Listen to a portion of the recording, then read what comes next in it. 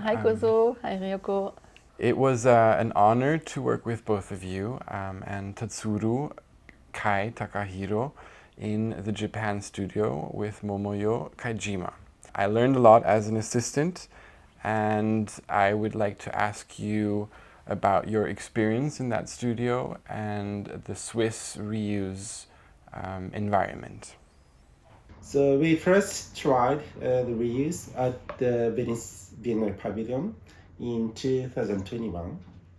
So that is the pavilion which reused the old wooden scraps from demolished house in Tokyo in front of my house. But the exhibition period was only a half years. That is why we tried to use the old materials. Through the process, we learn a lot of things like how the construction has been changed from time to time from the immediately after World War II and contemporary years.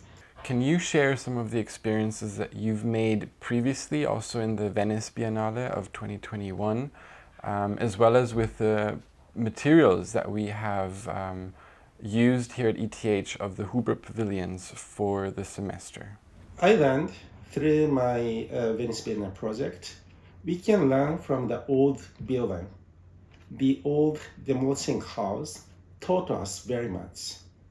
And we learned history, individual history, or the urban history, or industrial history from one old house.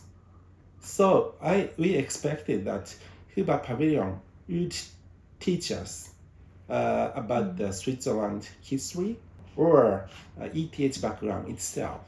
So that is why we decided to reuse the materials from Huber Pavilions that we expected the building itself will teach us or students. And also, actually, at the beginning, like making the themes, we are also thinking, why don't we use the Japanese element that we already shipped to Oslo? But on the other side, like we heard a story about like a Huber Pavilion. We shifted to the idea to tackle new learning rather than we teach Japanese material to students. We learn also from like new materials and also from the students to learn together. Your approach allowed Swiss architects here to learn from Japanese architecture and vice versa, and especially this interesting notion of understanding the materials before you design with them. The material is the storage of information and knowledge, as well as elements the old student learned in the wooden building. But wooden building is modernized in construction. And after that, the building was rebuilt into steel structure or reinforced concrete structure. So that is the history of the modernization in Switzerland. And I think that is very similar to Japanese history. We are under the pressure of the modernization. I teach very local situation, but I have in mind this is very related to the global situations. So local problem can be connected to the global problem. I was very shocked in a way that the level of the kind of conscious of the ecological meaning, like in a circular economy in Switzerland, for example, during the conversation with Momoyo that about our theme, and she mentioned about like why don't we ask students to calculate the carbon footprint and that kind of things I've never thought of it. And so previously I was thinking this circular economy as a sort of aesthetical aspect or cultural. Yeah, but afterward I was trying to I kind of started to think about the other aspect more. So the same global issues that we have are valid both in Japan and in Switzerland. Can you tell us a bit more about the historic role of Japan and how the reuse economy evolved over time?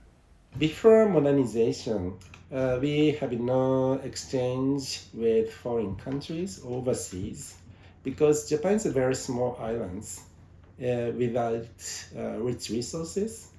So to maintain our society, we have to develop circular economies. So for example, we wore the Japanese kimono. It is cut only straight line, without any curves, straight line. That is why this kimono wear can be worn by other persons. And this kimono were given through generations. But if they became not rare or deteriorations, we made it into different way. For example, scarves. So we reuse and recycle all materials. Due to the lack of the resources, Japanese don't like throw something away, and we call it mottainai.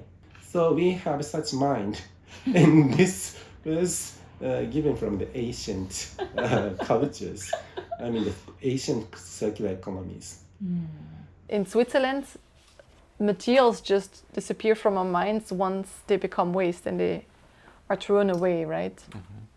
Yeah, traditionally, so we have the sense of feeling of connections. All things are connected each other, including human and forest and trees or animals or materials.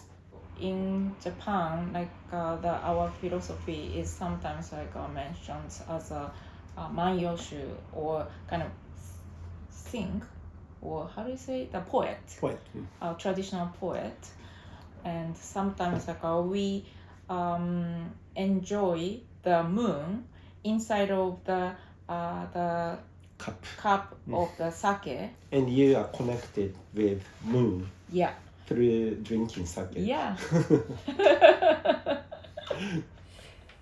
Yeah, so our research at ETH is really about connecting materials, connecting people, connecting disciplines so that we can make more circular buildings. And in that way, the connections of materials always fascinated me, and especially Japanese joinery techniques, because they're amazing dry connections between different wooden elements and making it a very strong structure while not using any glue or any type of non-reversible connection. So I always was fascinated by Japanese joinery techniques. For me, Japanese joinery is a very interesting word as a field to nurture the craftsmanship, because Japanese joinery position is usually hidden by the finishings. So we can't recognize the joinery itself. But the carpenters cut the trees on site to make the many different kind of joinery. That was the playing and joy of carpenters.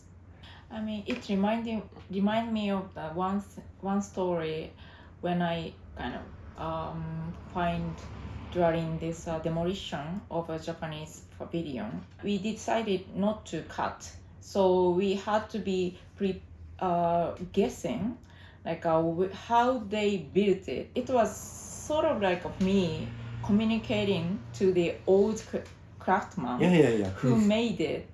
So it was a really interesting moment for me. So your teaching also emphasizes the experience of architecture through play. In the Japan studio, also students were tasked with designing tea rooms, so blending different scales of objects, furniture, rooms. Right.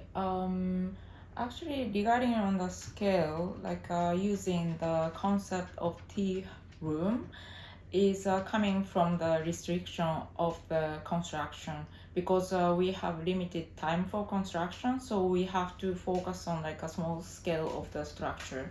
But on the other side, we didn't want to feel this is a negative part of our project. So, but in a tea house concept, smallness is a value. Modern technologies in architecture also include new methods like artificial intelligence. Can you explain a bit how traditional methods can be enhanced through these new set of tools? To add new meaning on the material or construction is very important. Recently I'm very interested in how to use the scanning data into the structure design because the nature shape sometimes or recycling irregular shape is not be on calculation is sometimes difficult. But once you scan it, you can try to use it as a kind of a structure materials. So this is a already makes sense for me to have to reach the mass production. So in our lab, we really look at different technologies that we can use for creating more circular construction as opposed to linear construction. And we look at computational design, life cycle assessment, but we're also very interested in traditional craftsmanship. So what do you think is the role of future architects in creating a more circular built environment, combining both traditional craftsmanship and all of these digital technologies that we've been talking about? How to scale is very difficult question. A future architect should be a Superman who can design the object as well as design the system. So how to make a collaboration is also a challenge to be nurtured for the future architect. Yeah, I also think somehow very important as a role of the architect who connect things. That kind of profession in between could be more valuable. I have a feeling.